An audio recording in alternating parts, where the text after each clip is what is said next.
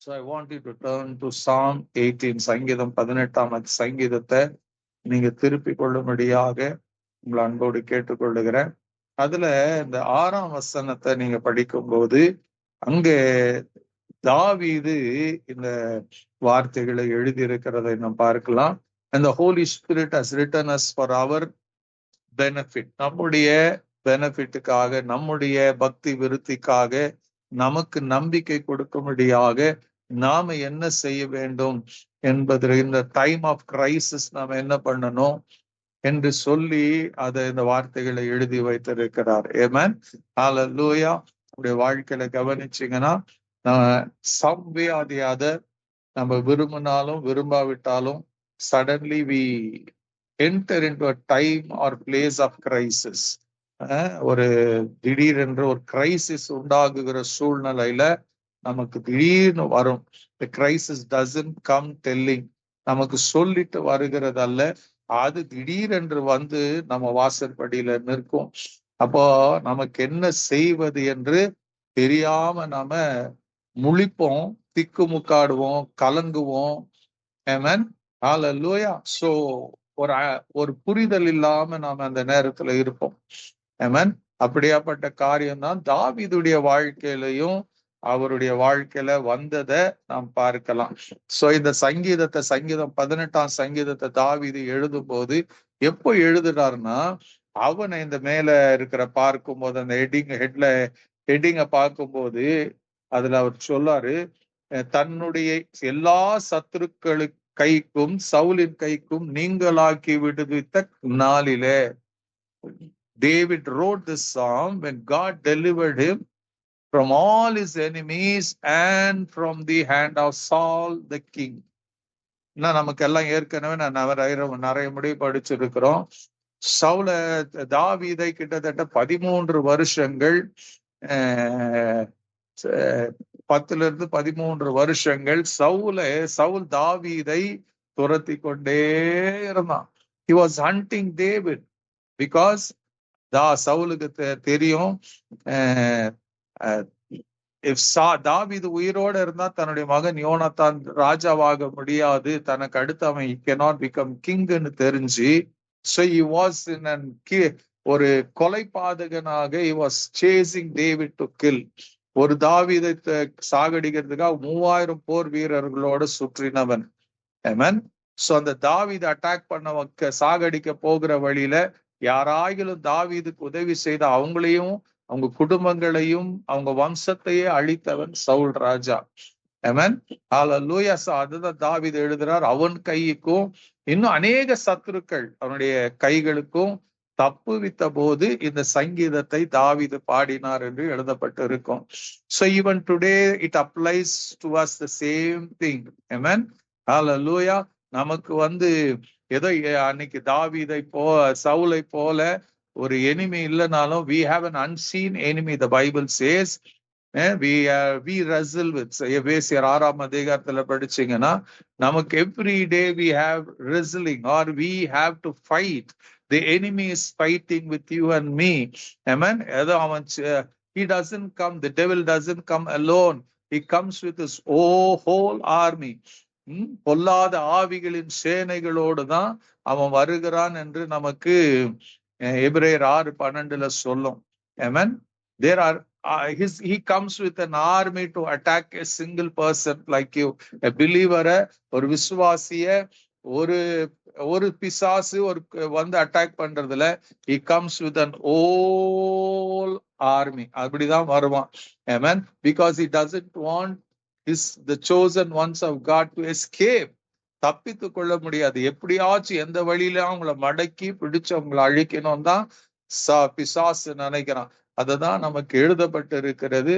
ஹல்லேலூயா. நமக்கு மாம்சத்தோடு ரத்தத்தோட யுத்தம் அல்ல, நமக்கு வான மண்டங்களில கிரியை செய்கிற பிசாசின் சேனைகள், பொல்லாத ஆவிகளின் சேனைகள், பிசாசு, இவைகளோடு நமக்கு போராட்டம் உண்டு என்று கர்த்தர் நமக்கு தெளிவா எழுதி கொடுத்திருக்கிறார். So there is a war always. Amen. There is a war always. நம்ம அதனாலதான் பிசாசு நம்ம அட்டாக் பண்றதுனால we see so many calamities நம்முடைய வாழ்க்கையில நடக்கிறதை பார்க்கிறோம். திடீர்னு எதோ காரியம் வரும். பைனான்சியல் கிரைசிஸ் வரும், திடீர்னு பாத்தீங்கன்னா சிக்னஸ் வரும், திடீர்னு பாத்தீங்கன்னா நமக்கு கூட இருந்தவ கூட தேல் பிகம் எனிமி. இந்த மாதிரி நிறைய காரியங்கள் நம்மளுடைய வாழ்க்கையில வரும். அந்த நேரத்துல தாவீது என்ன செய்தாரோ, ஹவு காட் டெலிவர்ட் ஹிம், அதை தான் இங்க எழுதி வச்சிருக்கிறாரு. What did God David do and what God did. So தாவீது என்ன பண்ணாரு, தேவன் என்ன பண்ணார் என்பதுதான் இங்க எழுதப்பட்டு இருக்கிறது. இந்த 6ஆம் வசனத்துல பாத்தீங்கன்னா, எனக்கு உண்டான நெருக்கத்தில, in my distress I call to the lord. என்ன பண்றாங்க, எனக்கு உண்டான நெருக்கத்திலே கர்த்தரை நோக்கி கூப்பிட்டு என் தேவனை நோக்கி அபயமிட்டேன். In my distress I called to the Lord, I cried to God, cried to my God for help. Amen. From his temple he heard my voice, my cry came before him into his ears. அவர் என்ன பண்றாருங்க, எனக்கு உண்டான நெருக்கத்துல கர்த்தரை நோக்கி கூப்பிட்டு என் தேவனை நோக்கி அபயமிட்டேன்.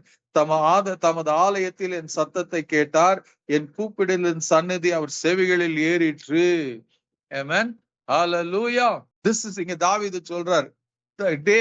David doesn't address God as someone. He says, my God, என்னுடைய தேவன், என்னுடைய தேவன். சோ நம்முடைய வாழ்க்கையில கூட நமக்கு ஒரு தெளிவு இருக்கணும். Amen. God, Jesus, இயேசு யாருங்க? He's just not a random God. You should know that he is your God or he is my God. அந்த தெளிவு நமக்கு இருக்கணும். Amen. Hallelujah. So he is a God. அவர் தேவனா இருக்கிறாரு. அவர் ஏதோ ஒரு கல்லோ மண்ணோ அல்ல. Is not an idol. Amen. அவர் ஜெபத்தை அவரு பைபிள்ல சொல்லும், ஒரு விக்கிரகம் என்பது கண்ணு இருந்து பார்க்காது, காது இருந்து கேட்காது, கை இருந்து தொடாது, கால் இருந்து நடக்காது, வாய் இருந்து பேசாது. Now God is not like that. அவர் ஜெபத்தை கேட்கிறவர், அவர் காண்கிற தேவன். Amen. Hallelujah. நம்ம கண்ணீரை காண்கிறவர், அது தூரித்தில வைக்கிறவர், ஜெபத்தை கேட்கிற தேவன். Amen. Hallelujah. நம்ம அங்கலாய்ப்பு அவருக்கு தெரியும், அவர் நம்முடைய மனவேதனைகள் அவருக்கு தெரியும், நான் ஏன் ஜெபிக்கிறோன்னு அவருக்கு தெரியும், ஏன் அவரை கூப்பிடுறோன்னு தெரியும். Amen. இங்க தாவீது அது சொல்றார், when he was in distress, பலவிதமான சூழ்நிலையில அவர் கடந்து வரும்போது, he had a place to go every time he met a distress in his life. That is, he went to his God. தன்னுடைய தேவன் கிட்ட போனான். he didn't go to any ஒரு பாகால் கிட்டையோ இல்ல ஒரு அஸ்தரோத்துக்கிட்டயோ போகல. அவன் சுற்றி இருந்த தேசங்கள் இருக்கிற கடவுளுக்கு போல he went to Jehovah God. அவர் சொல்றார், he went to Elohim, the God who created the heavens and earth. அவர்கிட்ட போகிற, in my distress I called to the Lord, I cried to my God for help. எதுக்கு கூப்பிட்டாரா? he cried for help. என் சத்தையும் எனக்கு, I needed help. I needed a miracle. I needed something from God. I needed a change. And David knew that nobody can help him in the time of distress. And he knew very well that only God can bring a miracle and God can only change a situation. அதுதாங்க இன்னைக்கும் நம்முடைய சூழ்நிலை நாம் மாற்றிக்கொள்ள முடியாது. ஹalleluya. நம்முடைய பிரச்சனைகளுக்கு தீர்வு நாமளே தேடிக்கொள்ள முடியாது.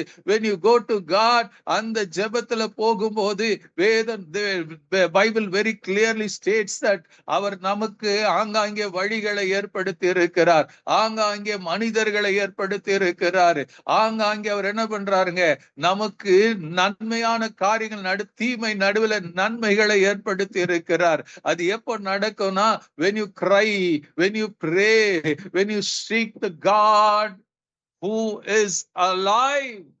ஜீவனுள்ள தேவன் கிட்ட நீங்க கூப்பிடணும். When you keep doing it, when you keep doing it, David kept on doing it. அதை திரும்ப திரும்ப திரும்ப செய்து கொண்டிருந்தார். All through his life, all through his life. ஒவ்வொரு பிரச்சனைக்கும் he went to God. He went to God. தேவனை தேடினான். When he lost everything, எல்லாரையும் சிறைப்பிடித்து கொண்டு போன போது he went to God. தன் பாவம் செய்த போது he went to God. சங்கீதம் 51. Hallelujah.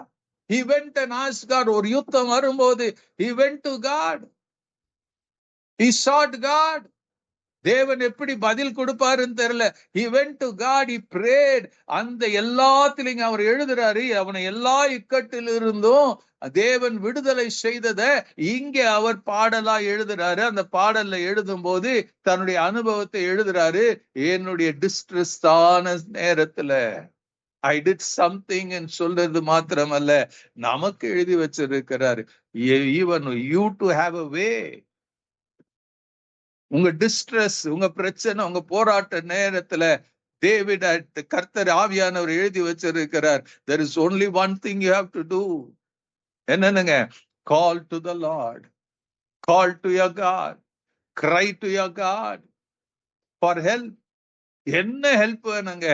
அது அவர் தான் உங்களுக்கு கொடுக்க முடியும். Family issues are call to God, cry to God. Sickness are cry to God.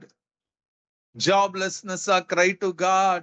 Loneliness are cry to God. Hallelujah. Medical help are cry to God. He will do things. He will do things. He will do things. Amazingly. நீங்க எதிர்பார்க்கிறதுக்கு மேல அவர் செய்கிற தேவனா இருக்கிறாரு. 2021ல நானும் என் மனைவியும் நாங்க வீட்டுக்கு வரும்போது சடன்லி வண்டி ஸ்கிட் ஆகி கீழே விழுந்து when my wife கால் உடைந்து ரோடுல விழுந்து இருக்கும் போது அந்த நேரத்துல I did only one thing. அந்த நேரத்துல எனக்கு இன்னும் நல்ல ஞாபகம் இருக்கிறது. I cried to the Lord. I called on the name of the Lord. I said என்ன பண்ணணும்னு தெரியாது. I just prayed. I just cried. I just wept. I just said Jesus. Hallelujah. I didn't never need. அதுக்கப்புறம் தான் I called people. அநேகரை வந்த அந்த நேரத்துல அதுக்கப்புறம் I just called people, but first I called God. தேவனை நோக்கி அபயமிட்டேன், தேவனை நோக்கி கதறினேன். Still I remember, ஃப்ரெஷ்ஷா எனக்கு ஞாபகம் இருக்கிறது. As I was crying and calling to the Lord, திடீரென்று அந்த இடத்தை சுத்தி மக்கள் வந்தாங்க. They did something that still it amazes me. Hallelujah. யாரோ ஒருத்தர் ஆம்புலன்ஸுக்கு பண்ணாங்க. Everybody, people were coming to help. They came like angels. So தேவ தூதர்களை போல வந்து, hallelujah, I did nothing. They did everything. ஆம்புலன்ஸ்ல இருந்து ஏத்தர்ல இருந்து ஹாஸ்பிட்டல் கொண்டு போகிற வரைக்கும் people were there. They guided. Today I remember that. இந்த வசனத்தை படிக்கும் போது எனக்கு அதுதான் ஞாபகம் வந்தது.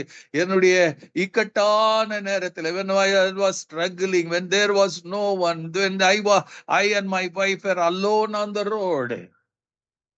யார் வருவாங்க, எப்படி வருவாங்கன்னு தெரியாது. அதுக்கு பிறகு I thank God for bringing so many people. My near and dear ones எல்லாரையும் ஹாஸ்பிட்டல் கொண்டு வந்தாங்க. ஹாஸ்பிட்டல் ஆச்சரியப்படுகிற வண்ணமாக காரியங்கள் நடந்தது. பட் அதுக்கு முன்னாடி நடந்த காரியம், I knew only God and I cried to God. He intervened. He sent people. He prepared things there. Hallelujah. இந்த வசனம் படிக்கும் போது அதுதான் ஞாபகம் வந்தது. When he could do to me, அவரை கூப்பிடும் போது, அவரை மன்றாடும் போது, அவரிடத்துல இருதயத்தை ஊற்றும் போது, அந்த நேரத்துல என்ன ஜெபம் வருங்க? I didn't pray. I just called upon the blessed name of our Lord and Savior Jesus Christ. He did wonders. அவர் அற்புதங்களை செய்தாரு. இன்னைக்கும் அதே தேவன் தான். We don't have a dead God. வந்தாரு, இருந்தாரு, மரிச்சாரு, போயிட்டாரு இல்ல. He died and rose again on the third day. அவர் உயிரோடு எழுந்தவர். இன்னைக்கு நாம கூப்பிடும் போது அவர் நம் பட்சத்துல வருகிறவரா இருக்கிறார். He hears that cry. நமக்கு உதவி செய்ய வருகிறவரா இருக்கிறார். நம்முடைய டிஸ்ட்ரெஸ்ல இருந்து நமக்கு விடுதலை கொடுக்க வருகிறவரா இருக்கிறார்.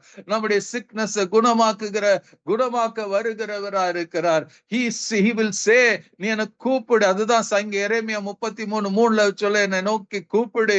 He guides. யாருக்குங்க? எரேமியாவுக்கு சொல்லுவார், எரேமியாவே, you don't think about your prison. நீ சிறையில இருக்கிறத பார்க்காத.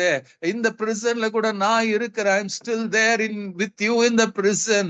Hallelujah. அவர் சொல்றாரு, என்ன நோக்கி கூப்பிடு. Still I am there. I want you to keep calling on me. என்னை நோக்கி கூப்பிடு, நான் உனக்கு மறுஉத்தரவு கொடுப்பேன். ஆன்சர் பண்ணி நீ அறியாதது மெட்டாதுமான காரியங்களை தெரிவிப்பேன். Hallelujah. அது கர்த்தர். He wanted his people. He desires. He longs. என் பிள்ளைங்க என்ன கூப்பிடணும், ஏன் ஜனம் என்ன கூப்பிடணும். அதை இன்னைக்கு விரும்புகிற இசோ பொசசிவ் தெரியுமா நம்முடைய கர்த்தர். நம்முடைய ஆண்டவர் நம்ம பொசசிவா இருக்கிறார். He doesn't want you and me to call. யாரையோ கூப்பிட வேண்டியது அவருக்கு விருப்பம் கிடையாது. முதல் ஒவ்வொரு இன்சிடென்ட்லயும் ஒவ்வொரு சிச்சுவேஷன்லயும் if you learn to call upon the blessed name of Jesus, நீங்க பெருசா ஜெபிக்க வேண்டியது இல்ல. only call upon Jesus.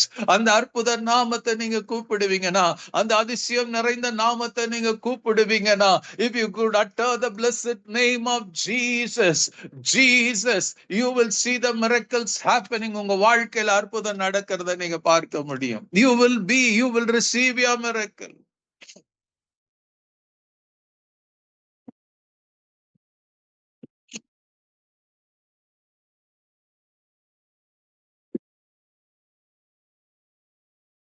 Hallelujah. சங்கீதம் 50ஆம் சங்கீதம் 15ஆம் வசனத்து 15th verseல படிக்கும் போது அதுதான் அவர் சொல்லுவார். தாவீது அகேன் விட்டு ஆசாபின் சங்கீதத்துல பார்க்கும் போது, ஆபத்து காலத்தில் என்னை நோக்கி கூப்பிடு, நான் உன்னை விடுவிப்பேன், நீ என்னை மகிமைப்படுத்துவாய். ஆபத்து நாளில் என்னை நோக்கி கூப்பிடு. சங்கீதம் 91:15 சொல்லும், அவனை நோக்கி கூப்பிடுவான், நான் அவனுக்கு மறு உத்தரவு கொடுப்பேன், ஆபத்துல நானே அவனோடு இருந்து அவனை தப்புவித்து அவனை கனப்படுத்துவேன். This is our God. No, I can give you scripture after scripture, but if you learn to call upon the blessed name of the Lord, இந்த இரவுல கூட நீங்க just call upon him. உங்களுக்கு தேவை இருக்குதோ இல்லையோ, but just call upon, just utter the blessed name of the Lord Jesus Christ. It is a blessed name. It is the powerful name. It is the glorious name. அந்த நாமத்துக்கு இணையான ஒரு நாமம் இல்ல. Even if you don't have faith, just call upon the name of the Lord. You will see something happening in your life. He will intervene in the midst of your distress. He will bring something good in that. Hallelujah. அதை செய்வோமா tonight? திங்கட்கிழமையில் ஆரம்பிச்சு keep calling him every day and you will see great things happening. உங்க வாழ்க்கையில நடப்பதை நீங்க கண் கூட பார்ப்பீங்க.